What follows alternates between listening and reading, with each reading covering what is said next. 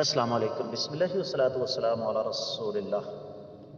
سوال آ گیا جی، ٹیکس بچانے کے لیے کسی کو فائلر بنانا کیسا ہے؟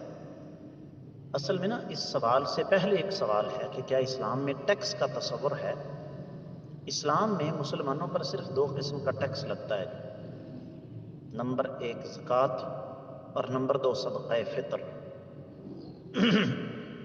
باقی اسلام میں مسلمانوں پر کوئی ٹیکس لگتا ہی نہیں۔ اب آپ کے ذہن میں جو سوال کل بلا رہا ہے اس کا جواب میں پہلے دے دیتا ہوں کہ جی اگر لوگ ٹیکس نہیں دیں گے تو نظام حکومت کیسے چلے گا؟ نظام حکومت بڑی آسانی سے چل سکتا ہے۔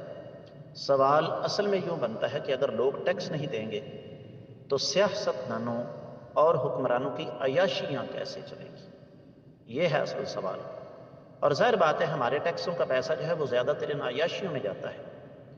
لہذا اگر آپ کو اعتماد ہے، کیونکہ یہ بھی ذہن میں رکھیں، میں نے بڑے بڑے لوگوں کو، دین کے جو بڑے بڑے ستون تھے نا، ان کو پھسلتے ہوئے دیکھا ہے کہ اگر ایک بھائی نے اعتماد کرتے ہوئے اپنی پراپرٹی نام کروا دی اور بعد میں کہا کہ میری پراپرٹی، کہتا جاؤ کام کرو جا کے، کون سی پراپرٹی؟